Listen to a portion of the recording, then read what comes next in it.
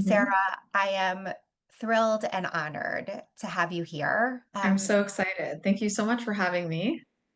I I've been really looking forward to this conversation because I know, based on everything I've seen on your social media, you are a tremendous force of inspiration and of just like realness and in terms of who you are and the way you present yourself.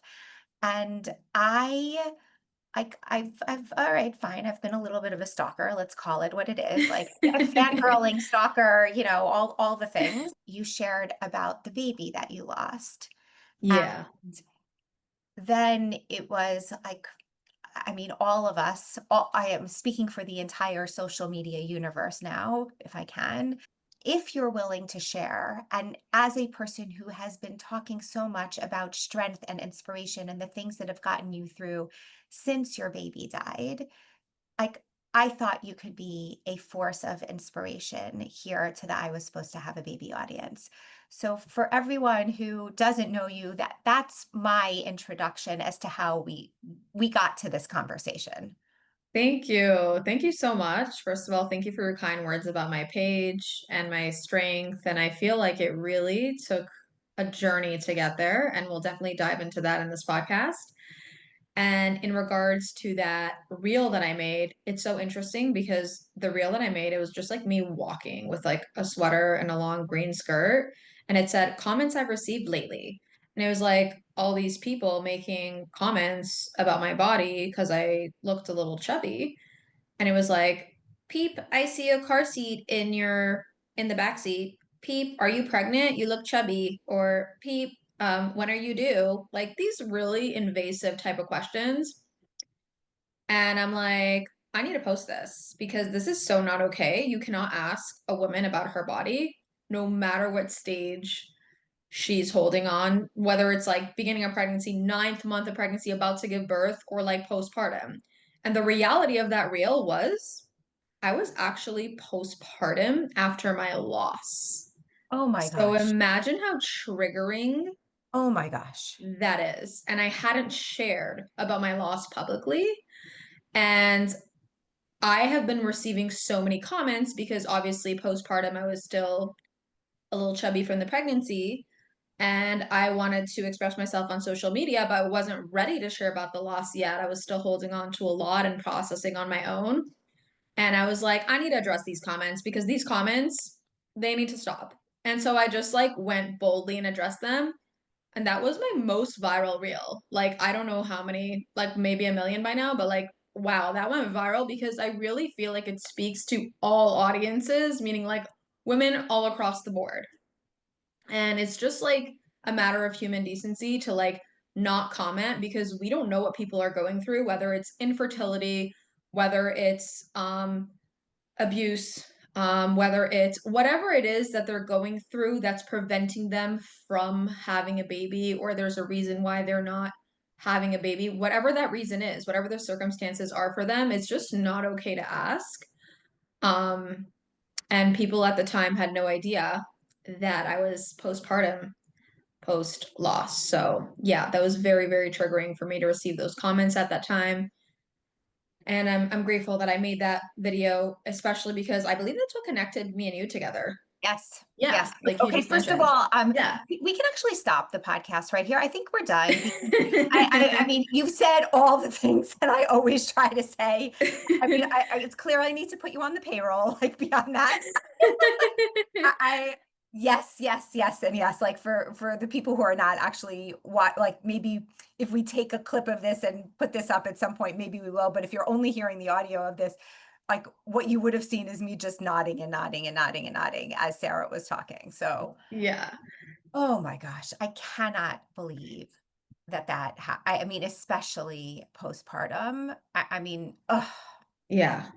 I'm It so was it was wild. And then to just like continue expressing myself on social media because, that is a big part of my life. It's my income stream and it's also it really makes me feel fulfilled because when I express myself, I really feel like it's coming from a deep place. It's part of my divine mission to express myself and like I felt post loss, that I had a really hard time showing up authentically until I finally decided to share my story.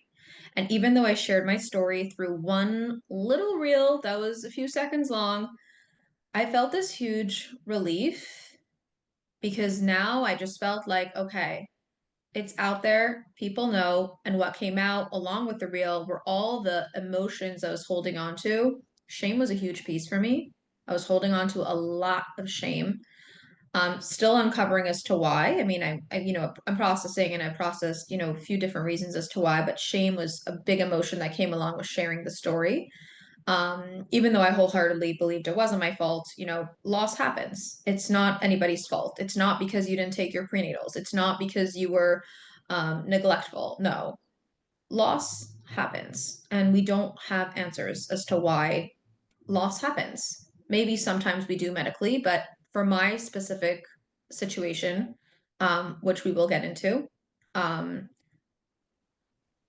it just happened the way it happened. Yeah. Yeah. And we we're gonna get more into that, but and everything you said, I'm just again, if any of you were watching this, I'm just nodding and nodding and nodding because it's 1,000% correct. But, or maybe and, I Mhm. think let's go back if you'll let us. Of course. Let's go back just to we kind of like jumped right in, and Yeah. I want the people who don't know you yet, I want them Mhm. to understand a little bit more about you, about your background, how Of you grew course. up, about when you met Sure. your husband, like Yeah. just All the like good stuff. give us the beginning of like what makes you you starting from the beginning until now. Let's call it. Sure. So we'll start from birth because that's where all stories begin, right? So I was born in Paris, France, which Oh, yeah, I wow. feel like that makes me really unique. And French was my first language. Both my parents were born and raised in Morocco, and a lot of Moroccan Jews moved to France or Montreal, and we moved to France. And so I grew up until I was 10 years old in Paris, France. So that's a huge chunk of my basically my entire childhood there. So that had a why I'm mentioning it is because it really did have a huge effect on my life later on, which is what I want to get to. When I was looking for a husband, I was adamant that he should be speaking French and he should be from a Moroccan background, but also Chabad, because Chabad was something that I discovered later and I love the philosophy. So I really wanted like those three elements. And thankfully, so let me just go back. So I grew up in France till I was 10 years old, moved to Toronto. That's where I did high school, part of elementary school, high school, university. I did do a year in Israel in between high school and university. And after university, graduated, I was like, time to move to New York. I got to get married. And I just feel like the pool of shidduchim was a little wider there. And so I started dating and I dated a lot of people, but I'm just skipping because this is not a dating podcast. Totally. Yoni came up as a suggestion. Yeah. I was gonna say, I'm like, maybe that's the other podcast, or maybe you talk to Tzipora Gradko. You do Right, stories about. exactly. Maybe this is like for stories of hope. But just to make the story short, met Yoni and Yoni fit the category that my gut truly desired, which is French speaking. His own parents were from Morocco and he grew up Moroccan Chabad, which is like a pretty Wow. unique mix. And really felt the connection from the beginning. And yeah, in the beginning, first year of marriage, just to be fully transparent, having kids was not even like in the forefront of my mind. And that is for many reasons, but I'm going to keep it brief. I pretty much grew up as the oldest in my family, and I had a heavy responsibility on me to take care of my younger siblings. I even remember like bringing them to like my friends' parties. Like wherever I would go, they would come with me, and I would take care of them as if I was their mom. And I remember in like my first, second year of marriage, feeling like, oh, I'm done being a mom. I would say these things to myself, or like these were messages that were coming running through my head. Like I was already a mom. Like this is a new life. now I get to breathe. Now I get to exhale. Now I get to lift the burden of responsibility that was placed so heavily on me as a child. And now I get to just be. And, obviously that's a cool thought to have. But then I'm noticing, hey, like I am in the stage of life where like having kids is a normal thing to do. And I would look around and my friends would have one kid, two kids, three kids, four as the years went on, of course. And then something in me started to started to want to have kids. So, like I said initially, when I first got married, the desire wasn't there. But I know that deep in my gut, that every woman desires to be a mother and to nurture because that's what we're designed to be by God. That's how Hashem created us. Hashem created us as the epitome of a co-creator. All of his creations co-create with him, but we are the epitome of being a co-creator. We carry a fetus inside our uterus and we form with Hashem. And so I knew that my neshama, my innate deep part of me, my subconscious, whatever you want to call it, I knew I had a part of me that really wanted it, but my body was not matching up. My conscious mind was not matching up with it. And so it came to a point where I really, really wanted it, but then I didn't. And I really, really wanted it and I didn't. And what happens is that when the body and the mind and your different parts are misaligned, the action doesn't come into fruition. And so we weren't having kids for a while. And that's when I realized, Sarah, you need to work on this. You need to work on building this desire. This is a real thing. And it was really, really challenging. It was really challenging to open up about this in therapy. It's challenging to open up about it here. But the reason why I'm doing it is even if one person is struggling with this and they're listening to this right now, there is a way out and through. And you can reach out to me personally. And I went through a lot of therapy to undo the patterns of my childhood and to rebuild a life that I would want for my future. And that didn't take one session. It took years and years of work, of different forms and modes of therapy, and a lot of mind, body, soul alignment through extensive work as I was increasing in my Torah and Hasidic learning at the same time. And it was definitely a journey. But when I got to the point of really, I want, and now I want, and now I want, Hashem, I want. Please give it to me. I want it so badly. It didn't come right away, of course, but we prayed and asked, and I knew it was going to happen. I knew it was possible. And then finally, boom, we got the big news. I became pregnant, and it was a really, really, really exciting time. Yoni and I were thrilled.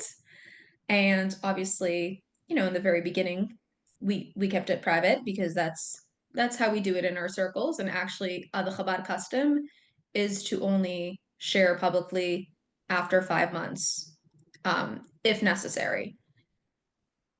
And so we just kept it low key. We actually went traveling that summer. It was summer of 2023. That was a little challenging for me, but it was really fun. And in my mind, I was like, okay, this is the last time we're going to be Yoni and I traveling around the globe. We went to Israel, Turkey, Amsterdam, Paris. Like, we really had so much fun. And I come back from my summer travels and I'm in my 4th month. And I go for my regular ultrasound checkup. And the nurse puts the jelly on my belly and looks at the sonogram, just like a regular appointment. And she like clicks, and it's really quiet. And she looks at me and she's like, I'll be right back. I'm like, okay, that doesn't sound good. When they It's have to be, never good when they do that. Yeah. yeah, it's never good when they do that because it means they're not allowed to share something and they have to go get the doctor. And so the doctor comes in and says, does the click click, and it's quiet. And those milliseconds of silence feel like forever. And the doctor's like, so we are detecting fluid in the back of the neck of the baby. And um, we don't want to confirm yet. We're going to take you for additional testing.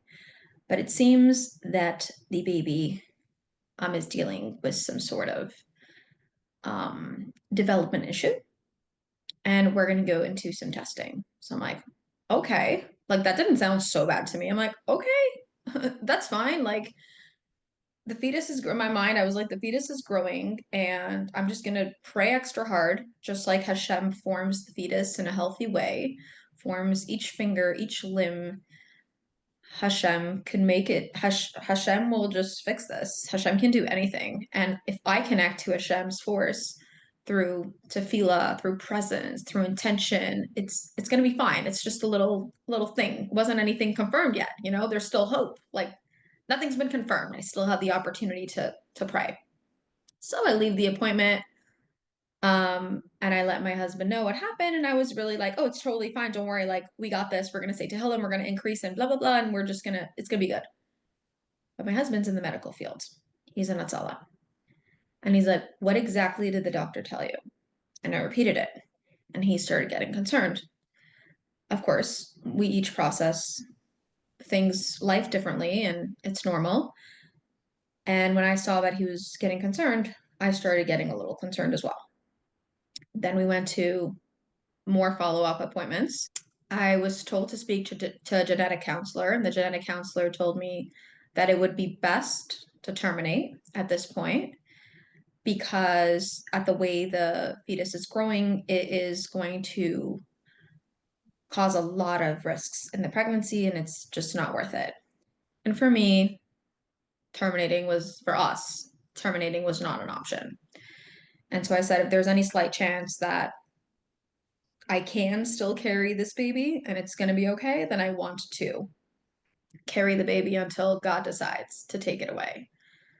And please God, he won't, right? Because I was on the train of thought and train of belief that this baby was going to come out 100% alive and okay and beautiful and healthy because Hashem runs the world. And if I tap into Hashem energy, it's going to be fine. We're going to create miracles. A baby itself is a miracle. A baby forming naturally is a miracle. Pregnancy is a miracle. All these things are miracles. So what can't Hashem do, right? And so this was when I really started my Emunah journey, clinging on to Hashem extra hard. I would also connect to the Lubavitcher Rebbe by going to the Ohel, writing in. We write in upon, write in letters. Tell And tell people, Sarah, tell people what the OHEL is for people who are not. sure, yeah, so the Ohel is the Lubavitcher Rebbe's resting place in Queens. And a lot of people, Jews and non-Jews, go to visit to ask for a blessing, to share good news, mostly to ask for a blessing, to request for something if they're going through a challenge. And it really brings extra success. Just simply going there and connecting to the light of the Rebbe, who is a great Sadiq, who is still a great Sadiq because we can connect him through his teachings and by going to the Ohel. And many of the hostage mothers went to visit. And when we're going through a hard time, I mean, we shouldn't be just going when we're going through a hard time, but it's a great spot. It's a holy spot. It's a spot where many Jews gather for prayer, and so it has this auspicious energy. Really, throughout the entire process, I was in touch with the Rebbe through his letters, and I got um, really clear signs of what to do. And I was guided and directed to go to a doctor, a Jewish doctor in Great Neck that was a genetic specialist that dealt with genetics. And he helped me figure out, in what way the baby was growing and is it really worth terminating and what are the steps that we can do moving forward. And I would be back and forth, with a few different doctors and a few different practices, and it was a really big deal because there was a lot of like medical transfers we had to do of the documents, and it's not just like every little detail was a huge process, and it was a very heavy time period in my life where I was just like holding on to Hashem and really living above nature, praying for a miracle the entire time. And just to make the story short, after all the testings, the doctors did diagnose my baby with trisomy 18, which is a really rare condition where the baby is growing in a deformed way and cannot eat or breathe unless it has tubes connected to a machine, and it requires tremendous attention. And as difficult as this was to hear, Yoni and I were ready for it because this was our first child, and we were excited about the idea of nurturing a child, becoming parents, and we would do whatever it took, even if it meant switching off day shifts, night shifts, going to hospital appointments. And at the same time, there was that reality that we had envisioned of the baby being a trisomy 18 and growing up and not knowing how many days the baby would have to live because the doctors did tell us many, many times that trisomy 18 babies don't live for long. It's really, really rare that they have a long lifespan. It does happen that sometimes they live until like 3, maybe 8, 9, 10. It's really rare, but this is, they were warning us in advance, which is what they do. I had another side of me, my more spiritual side of me, that was like in denial of everything and saying, no, no, no, this is not really what's going to happen because Hashem makes miracles and he co-creates with each mom, and this baby is going to grow the right way. Just like Hashem can make a baby grow in a deformed way, he can make a baby grow the right way, the proper way. And I really held on to that. I really, really held on to that. And I said, Hashem, I'm really leaving this in your hands. And when I would go to the Ohel, I would go to the Rebbitzin and tell the Rebbitzin, this is our baby. Please watch over my baby. Please, make this baby healthy. Make me healthy. Make the whole birth process healthy. Especially because the doctor kept on telling us, like, we're going to need a high risk team and the birth is going to be a little complicated. So we were ready for we were ready for I don't want to say the worst. I don't like saying that. We were ready for like an intense situation. You were Um, ready for anything. we were ready for anything. Thank you. We were ready for anything. Um, we knew it wasn't going to be easy, but we were ready for it because we were warned. Sarah, can I just interrupt for a second? I mean, Sure. I'm listening to this and I'm caught in this place of, as a doctor, most of I was supposed to have a baby community. Everybody knows that I'm a pediatrician. And when I hear the that your baby had trisomy 18, my science brain, my medical brain says, this is the way the baby is because these are the chromosomes.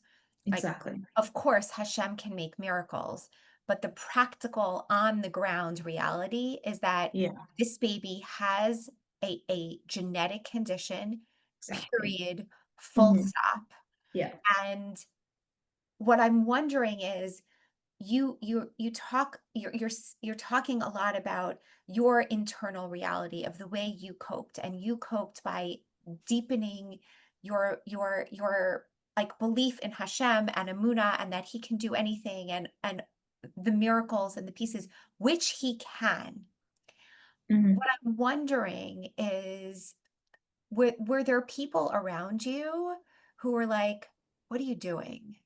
This is crazy. This No, is because no one like knew.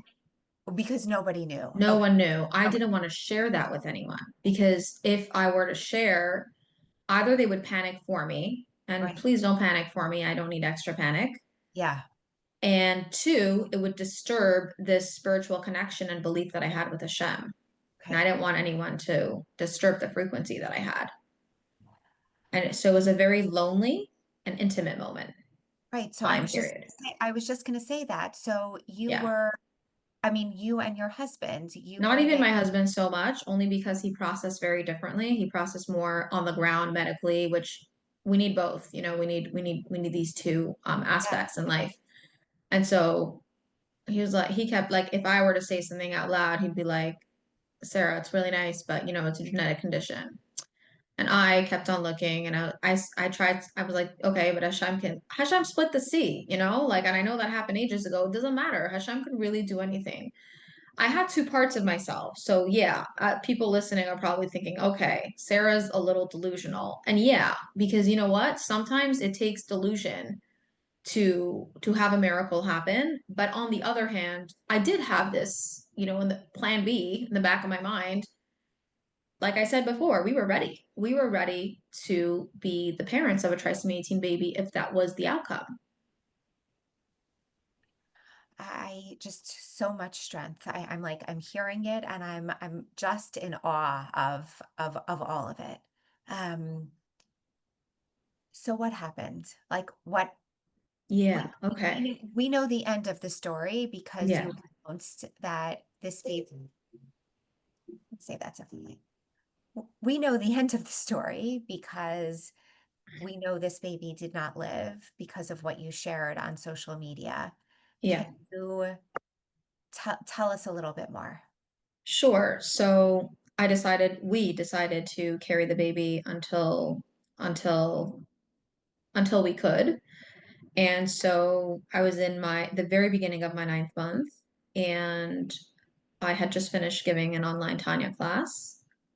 Very interestingly enough, I was talking about how the sperm of the father, this is in the Tanya in chapter 2, the sperm of the father actually creates the white parts of the baby. So the eyeballs, the bones, um, the limbs, and it was going into detail about that. And right after I finished the class, I was really not feeling well. This had this pounding migraine headache, and I needed to lay down on the couch. And I wasn't like a regular color, like I was like pale green. And being that my husband is in Hatala, he's like, Sarah, you do not look well, and we gotta take you for a quick checkup in the hospital. I was like, I think it's fine. Let me just sleep it off. It's 11 p.m. It's really late. And he's like, I think we should go. And mind you, he's not the paranoid type. He's just like, I've never seen you like this. Usually, you take a Tylenol, usually like you found your ways to like soothe yourself. Also, another thing to note is like, I'm not such a complainer. So like, I'll like suffer internally. So like, if my face wasn't showing that it was pale or green, he wouldn't have said anything because I would have just suffered in silence. Whoa. So, like meaning I'll share if I'm going through something, but like I can tolerate a lot is what I'm saying. And I just thought it was like, there's so many symptoms in pregnancy. Like what? I'm gonna start complaining about every single one of them. Like it's okay. Like it's just a little headache.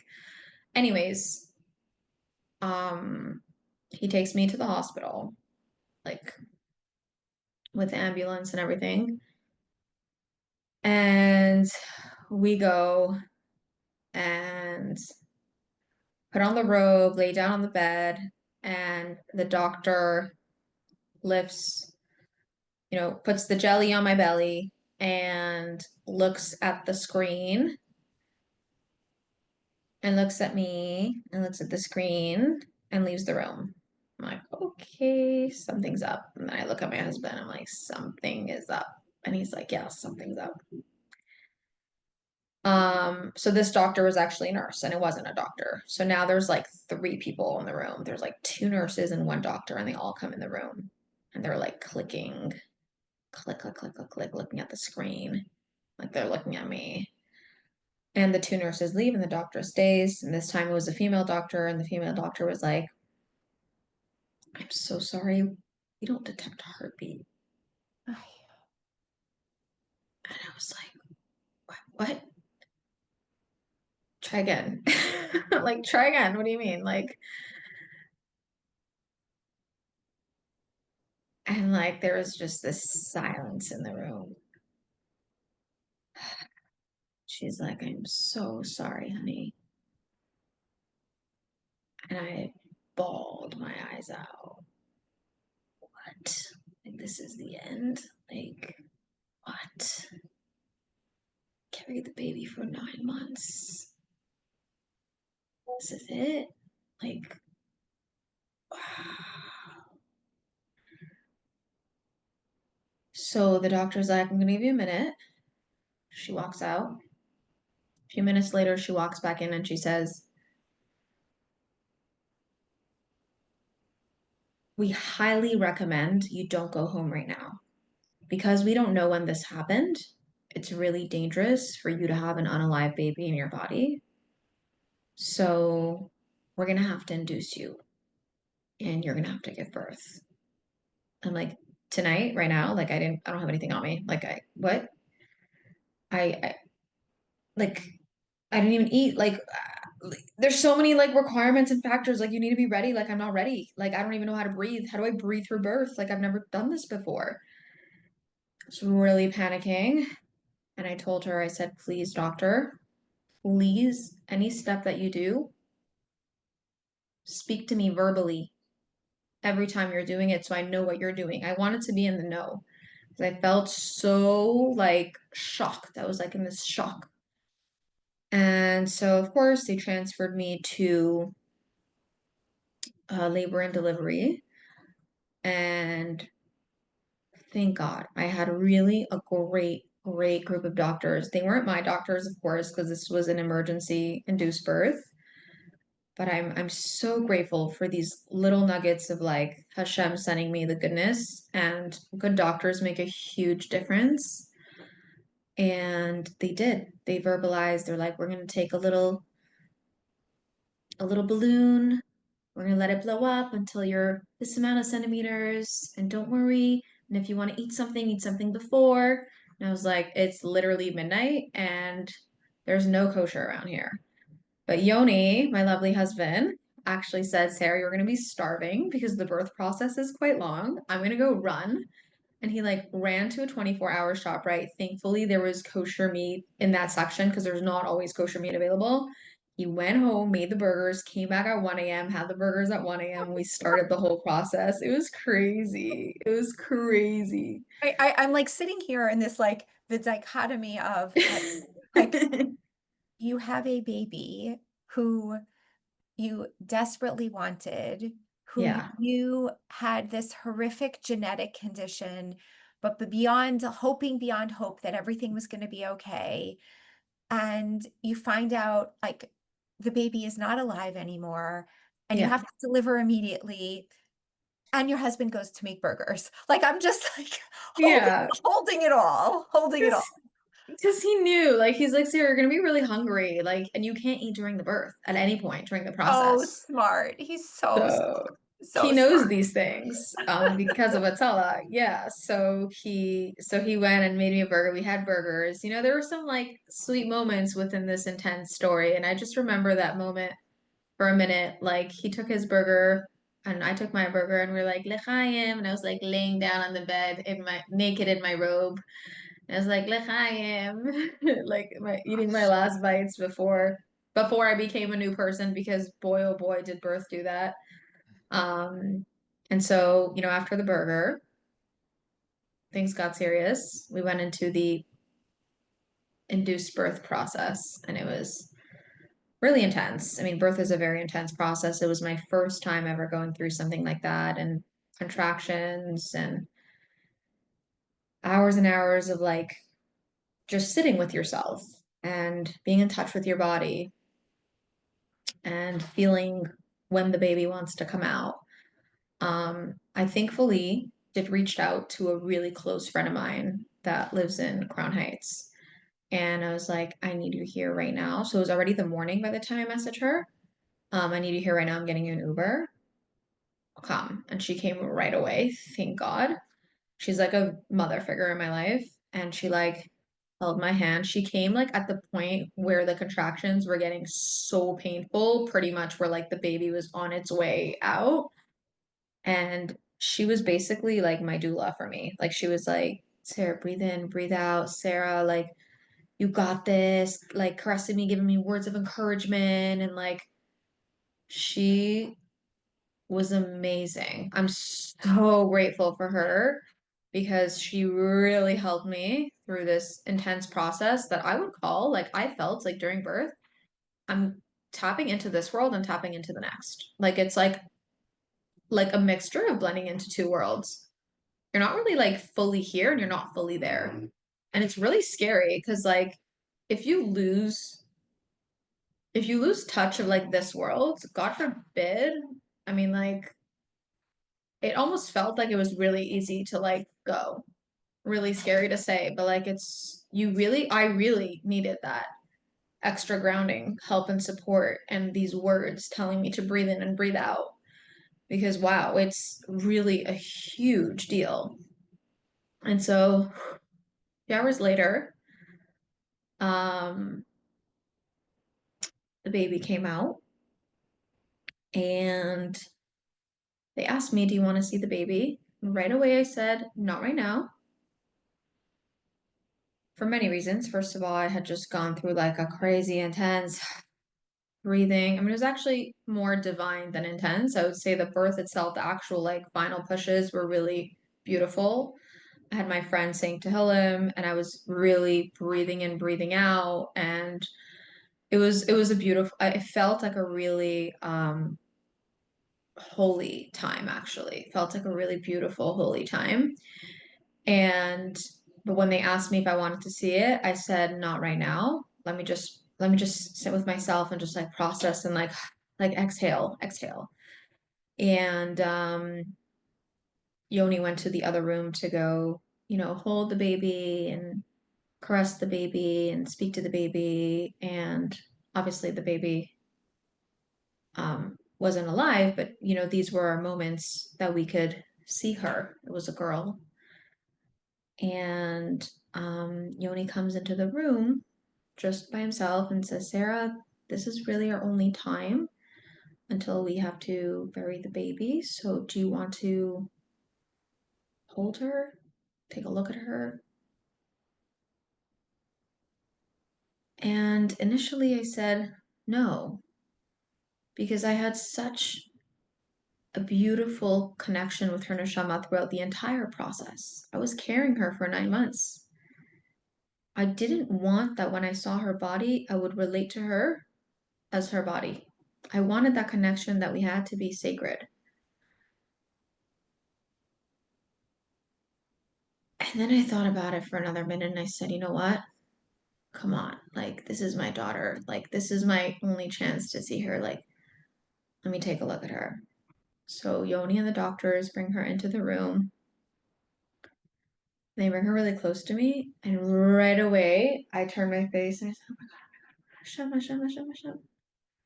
I couldn't look at her face because what I saw for a second was extreme deformity, a cleft lip, um, cleft hands and feet, her skin discolored, and it was really, really painful to look at.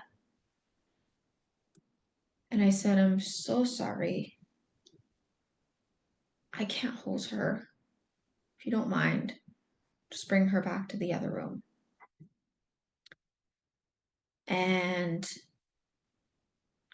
that in itself, even when I'm saying it right now, makes me feel a little guilty. Like, what kind of a mom would do that? But, this was a whole journey. I had built a connection with her that is truly infinite because I've been connecting to her neshama through her soul when she was in the womb with me.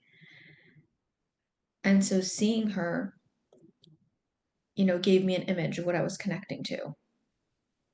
But really, she's beyond that image that I saw. And the reason for that is because I had the opportunity to connect to her even now. I connect to her neshama just like when she was in my womb. I take on extra mitzvahs, learning in her zchut, in her memory, and I don't necessarily feel the need to go to the physical cemetery in order to have that connection with her. Whereas Yoni does, and that's okay because we both process very differently. but I'm grateful that I get to have this connection with her even now. I actually light a Shabbat candle every week for her because I do still consider her one of my children. Of course. Of Yeah, course. yeah, of course. One of my dear beloved children, my oldest daughter. And she's taught me so much, and she has transformed me into the best version of myself for now. I took on so many incredible new things because of her. And I really became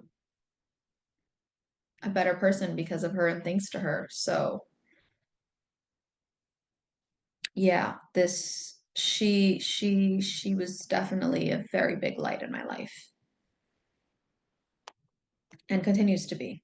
I was going to say, she is. She is. She was and she Hmm. is a Yeah. very big light in your life. Yes. Yes. Sarah, are you comfortable sharing her name? Sure, of course. So we named her um, Maya Yaira. And Maya is Meya from Hashem, and Yaira is the light of God. And yeah, we both, Yoni and I, love that name. And yeah, it was really challenging a few days after I gave birth to her. We went to the cemetery and had to bury her. And that was probably the hardest part of this entire story. It was just really hard as her parents to like hold onto a shovel and start digging dirt and hold a coffin this small and put it inside the cemetery. And on the bright side, the support that we had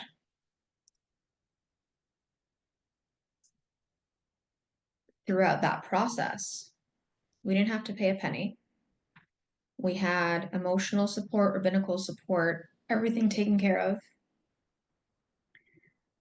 And, when I reflect back, as intense as this entire story is, we really had a lot of people guiding us and the right people guiding us along the way. And I really know that this is what enabled this story to now be a story that I reflect on and say, wow, thank you, Hashem.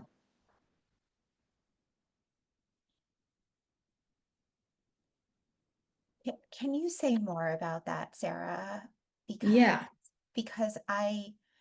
I'm sitting here and I'm listening to you share pieces of your your story with Maya Yaira. And I'm thinking to myself, as a person who had 4 second trimester miscarriages, very different. I did not go full term with any of them, but as someone who knows what loss is, let me say it in that way, yeah, it was certainly at the time and in the immediate aftermath, I was never able to say thank you, Hashem. And to be frank with you, there's a piece of me even right now that recognizes that all of the work that I do here at I Was Supposed to Have a Baby, like I built this organization because of all of the terribleness that I experienced and how I didn't want other people to feel that aloneness in the way that I felt. But I, even sitting here right now, I'm not in a place where I could say, thank you, Hashem, for my secondary infertility. And thank you, Hashem, for all of the babies that I had with me on this earth that are no more. So I like, tell me about that. Like, Sure. how? Like, Sure. So there's a few pieces to this. So first of all, I do want to share that I definitely went through a process of many different emotions. Um,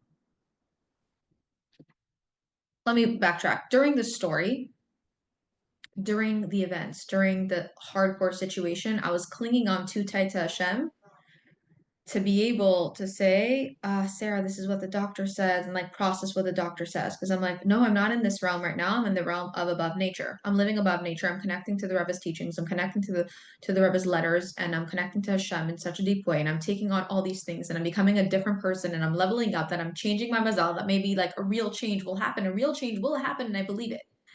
And so I was in this like intensely hopeful place with no one coming in at me and disturbing me because I was hiding the pregnancy because I didn't want any disturbances. So I was really in this like holy sacred space that I designed for myself. And one of the times that I went to the Ohel, and this was the last time I went, I asked Rebbe, and I didn't even know this was going to happen. And I asked Rebbe, please help me find a team of medical professionals that will be suited for me, and my pen was just flowing and I was asking for things that like didn't make sense logically, but my neshama was asking for it and make me healthy, make the baby healthy, make that. I was really asking for things like I even forgot right now because it's not here in the conscious. It was really a subconscious letter. When I finished, I didn't do the igros, which is where you put in your letter and you get your answer. No, I went out on my way out of the Ohel. There's a room with like a screen where you could watch the Rebbe's Farbrengens and talks from previous years. And what was his talk about? He was talking about Seder Hishtalshalus, which is the order of creation of the world, the way Hashem comes from the highest realm and goes all the way down into this world. So the highest realm is Atzilus, which is where Hashem's oneness is. So imagine this tissue box, okay? Like in this realm is Hashem's oneness. It's filled with Hashem's oneness, and therefore nothing can exist in this realm. Okay? Now the next realm. So there's Atzilus, Beria, Yetzira, and Asiya. So Hashem needs to contract himself and make himself smaller in order to appear in this world. And this world is the most concealed, and that's why we don't see him. Our neshamas come from, they're a piece of Hashem. They come from on high. a neshama, I'm just for the people who don't A know, soul. neshama A means soul soul. comes, a soul is a piece of the divine, is a piece, we're all pieces of our creator. A soul is a piece of the divine. A soul that descends from a high realm. There's different realms in the spiritual world. A soul that descends from a high place and enters this lowly world that we are all in, Olam Asiya, the world of action. When its light, the soul's light, enters the vessel is the body. The vessel could also be a regular vessel, but in this sense, I took it the body. When the soul enters the body, and it's coming from such a high place, and the body cannot contain the light, the body becomes deformed and eventually shatters. Oh, wow. Oh, wow. Yeah, and that's when I knew it was going to happen. And so when it happened, yeah, I was definitely shocked. I definitely felt the feelings. I felt the emotions. But back to your question on how can I say thank you, Hashem, I felt such an innate connection with Hashem the entire time that I almost knew the events that were going to unfold before they unfolded because of the strong connection I had with Hashem and the Rebbe. That's piece one. Piece two is I look back right now and I say, thank you, Hashem, for the incredible person I've become now because of all the new things I took upon myself, the new hachlatas, the spiritual decisions, and the way I've grown into the person that I am today, being such a giver and really helping other women that are going through their own inner darkness. I say thank you, Hashem, for giving me this challenge so that I can give back. And thank you for making me the strong person that I am today. And the third piece is thank you because you know what? it would have been really, really hard. It would have been extremely challenging to live with a trisomy 18 baby and have to have day shifts and night shifts and work really around the clock to nurture that baby, which I was ready for. But thank you, because you know what I'm capable of doing.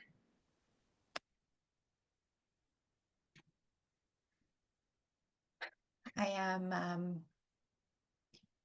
I'm sitting here and all I'm thinking to myself is there is such power in your words and the way you're describing your experience and how you moved through it and how you were able to push yourself through it. And it's not as if you did not feel pain. It's not as if you never grieved. It's not as if you never cried. You did all of that.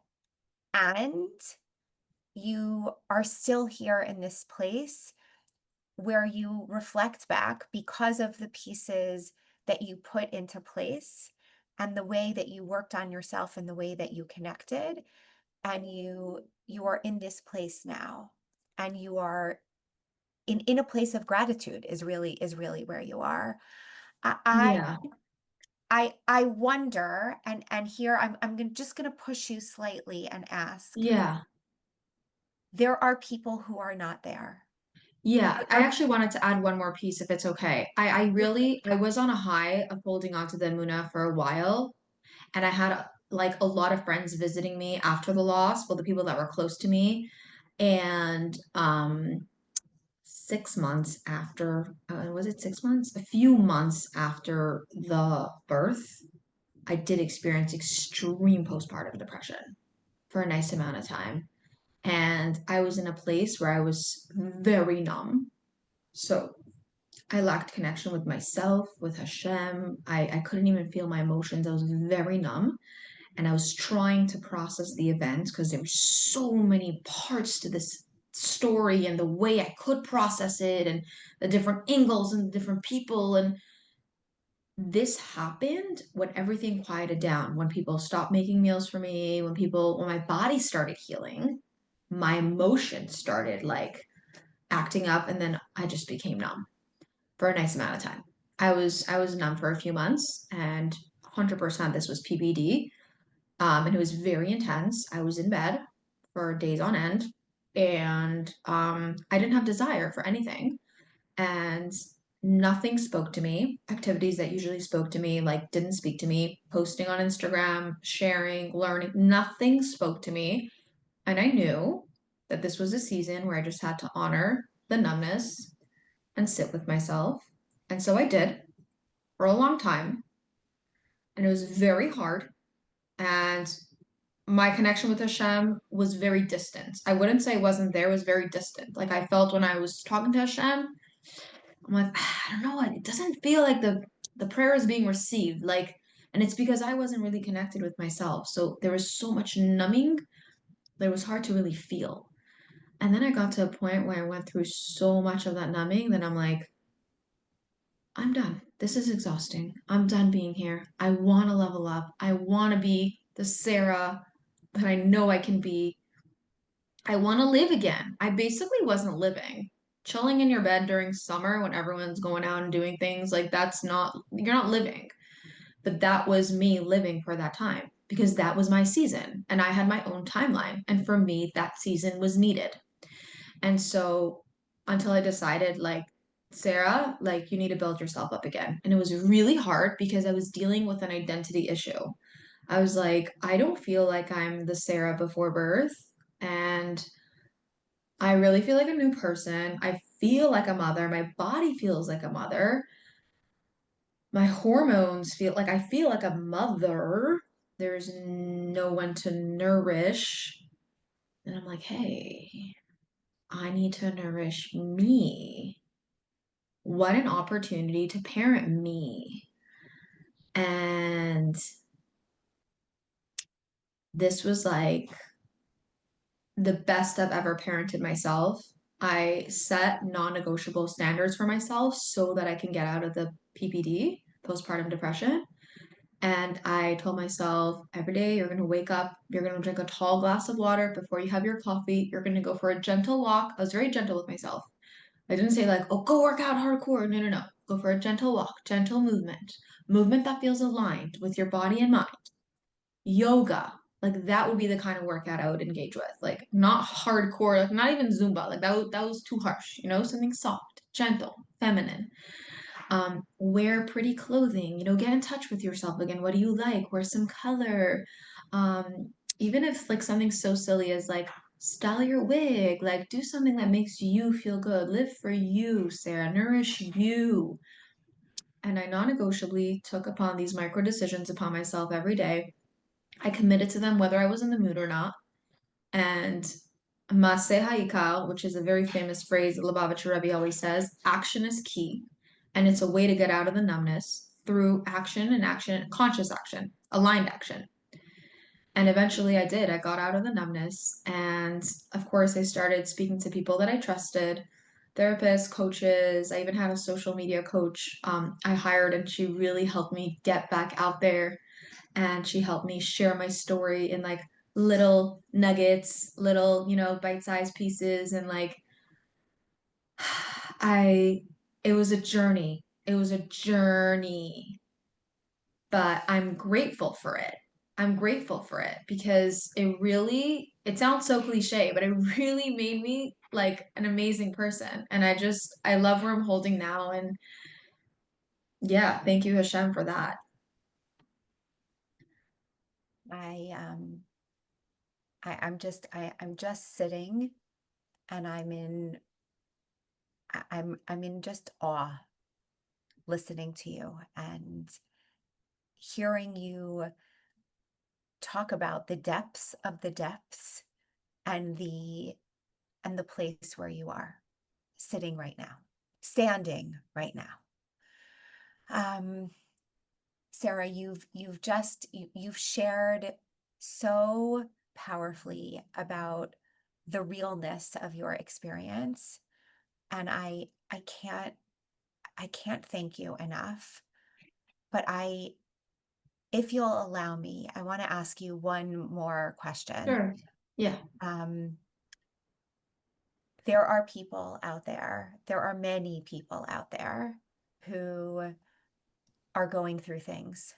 In the I was supposed to have a baby community, it's fertility struggles, but we all know that nobody gets through life without anything. Everyone carries something. Um, and there are seasons, and there are people who can lean into the power of Hashem. There are people who can lean into the gratitude. There are people who can access that, and that helps move them through it. Yeah.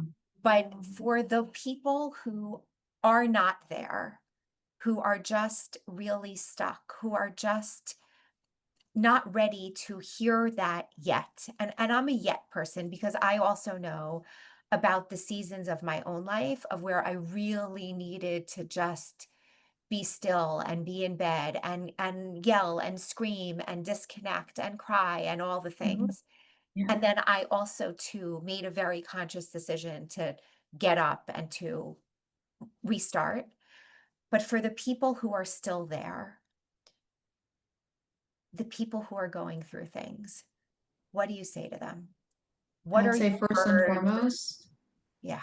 yeah, first and foremost, before even thinking about connecting to Hashem in general, you need to take care of yourself.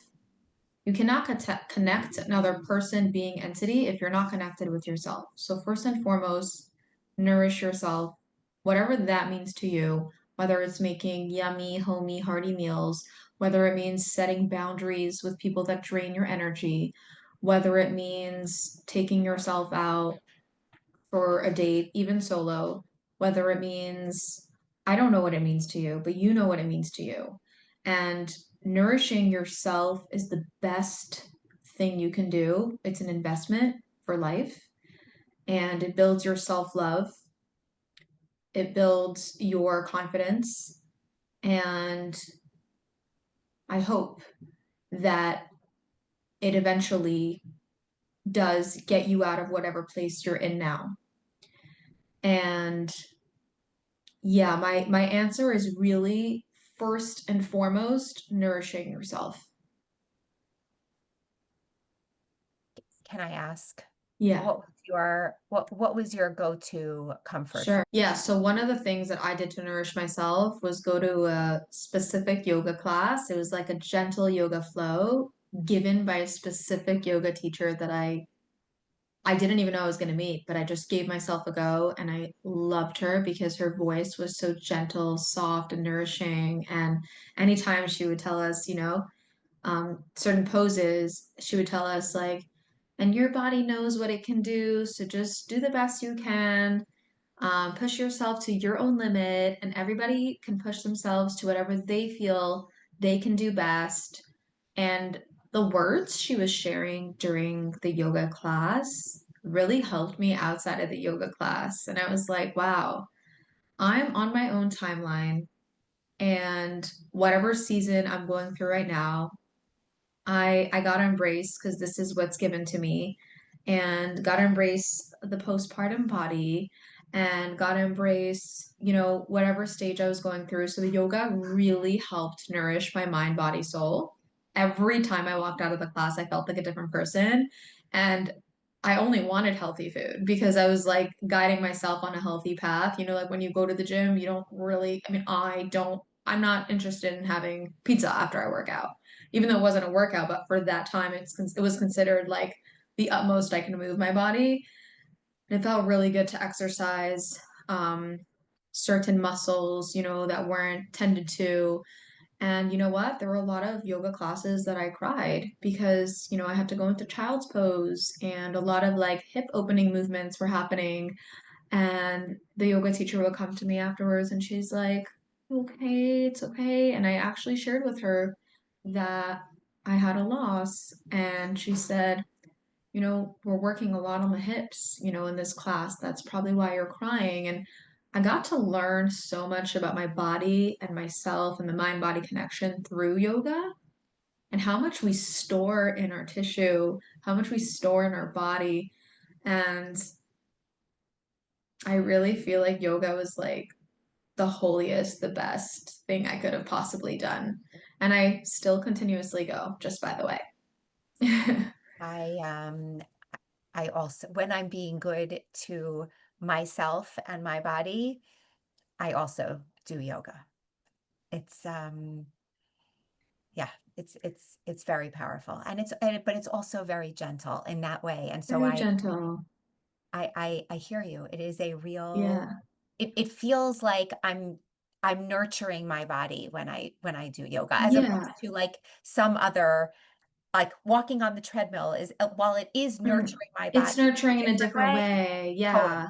It's more autopilot when you're walking on a treadmill and exercising, but then doing the yoga also helped me reconnect to my body because I was feeling numb and I was in that like chunk season of like numbness. The yoga, because the movement is so intentional, it really got me back to like myself. It's like, okay. And every time I would finish a workout, I'd feel much more present and aligned. And I felt like I was going in the right direction. 1,000%. 1,000%. Oh, Sarah, you and I could talk forever. I feel like Yeah. there are so many more things I want to ask Yeah. you, but I I recognize that this is this is not the right season for it, and we will. I have a feeling there's going to be a part two at some point, but we'll get to that Yay. when we get to it. Love Um, that. Are you okay? I already know the answer to this, but are you okay if people reach out to you and want to talk, want to share their experiences? Because I know that so many pieces of what you shared here are really going to resonate with people. Of course. So not only am I okay, but I feel like this happened to me so that I can help others. So 100%, if you're listening to this and you resonate to any part of what you're hearing, please do not hesitate to reach out to me. You can DM me directly on Instagram, or we'll leave some details in the show notes as well. Absolutely. Absolutely. Okay. Thank you. Thank you. Thank you.